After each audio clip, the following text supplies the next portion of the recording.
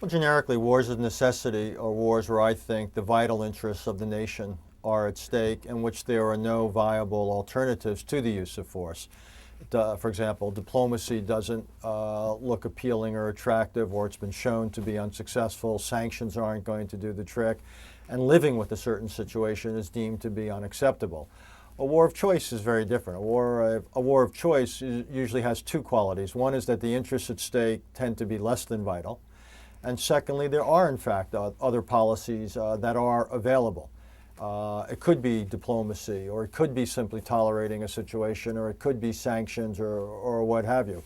And just to be clear, I'm not suggesting that war of choices are per se undesirable or wrong or bad, but simply they are just that. They are wars of choice, and they only make sense if you believe that the costs and benefits not only line up so the benefits are greater than the costs, but also that the costs and benefits of using military force make more sense than using alternative foreign policies.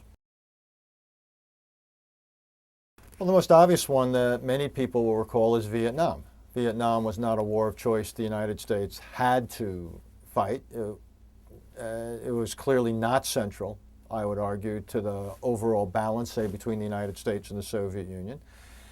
And the United States invested a great deal, in large part because it exaggerated the stakes that were, in fact, there. So that's the most obvious contemporary war of choice. More recently, you had wars like Kosovo and Bosnia, where, again, the United States did not have to intervene. The interests at stake were important, arguably. There was some strategic interest, there was some humanitarian interest more than anything else, but no vital national interests were at stake. So those are the obvious wars of choice. The most obvious war of necessity, other than the one I wrote about, the first Iraq War, I would say is the Korean War in 1950, when the North Koreans went across the 38th parallel, and before that, World War II. Well, two things. One is I didn't think that Saddam Hussein, say in 2001, 2002, 2003, had done anything that particularly new, that was particularly threatening to the United States. Or another way of putting it, I did not think the status quo that the Bush administration inherited in 2001 was per se unacceptable or intolerable.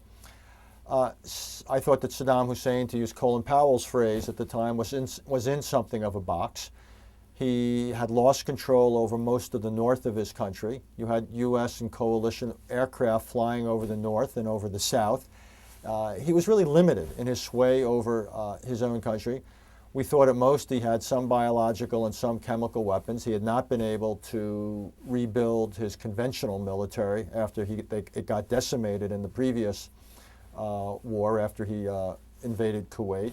We did not think he had anything in the way of nuclear weapons. We did not think he was in any way associated with terrorists. So we simply didn't think he represented a vital threat to U.S. interests in the region. Rather, he was quite diminished. Secondly, there was a sanctions regime, an extensive sanctions regime that was in place, and though it had eroded to some extent, and clearly money was reaching Saddam Hussein that should not have been, and the like, that I believe there were options to shore up the sanctions regime, not to make it airtight, not to make it impermeable, but again, I thought we could have improved it so that, again, it would have not eliminated the threat, but it would have contained the threat. So essentially, I believe that containment of Saddam Hussein was a viable and perfectly adequate option.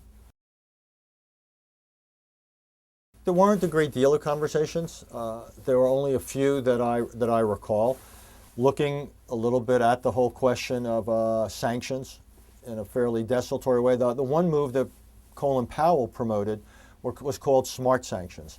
And if you recall at the time, the United States was coming under tremendous criticism in the Arab world, also from the left in this country and around Europe, because the sanctions were alleged to be hurting innocent Iraqis. It wasn't true in my view.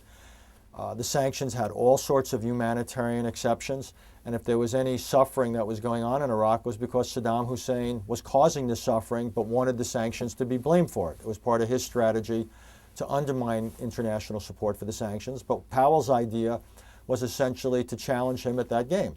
So the whole idea of smart sanctions was to make it possible for Saddam Hussein to import a far larger range of goods and services that would not have military consequences, to essentially take away from him the argument that sanctions were somehow causing suffering, leading to disease and so forth on the part of Iraqis. And we thought that if we could do that, that would have the effect in part of rebuilding regional and global support for sanctions. That was probably the principal set of conversations about Saddam Hussein.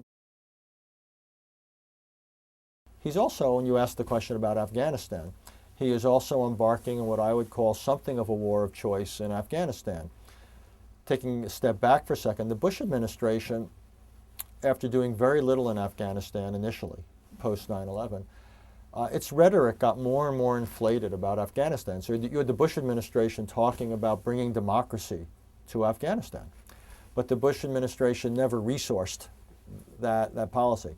So the Obama administration has come in, and interestingly enough, it's increased the resources. You're seeing more combat troops, more trainers, and it's decreased the rhetoric. It now is no longer talking about democracy, but instead it's talking about building a self-sustaining Afghan government. But they're also talking about taking the fight to the Taliban. Essentially what Mr. Obama is doing is making the United States now a protagonist in Afghanistan's civil war. And what they're hoping is that the United States can weaken the Taliban and then provide time and space for the Afghan government to build up its capacities so it can deal with the Taliban and it can deal with al-Qaeda. I would call this something of a war of choice. The United States could have more modest goals in Afghanistan. It could also have more modest means if it was only going after al-Qaeda. But the Obama administration has it's made two interesting foreign policy decisions so far. One is to establish the timelines in Iraq, and the other is the build-up in Afghanistan. Both are significant decisions. The phrase war of choice is a neutral phrase. It's a description. All I'm trying to do is distinguish it from a war of necessity. But the United States, you can argue whether we have a vital national interest in Afghanistan. We have a vital national interest in seeing that Afghanistan is not used as a terrorist platform, a la 9/11.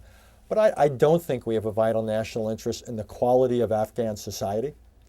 So the United States might then say, well, we're just going to limit ourselves to going after the terrorists when we see them.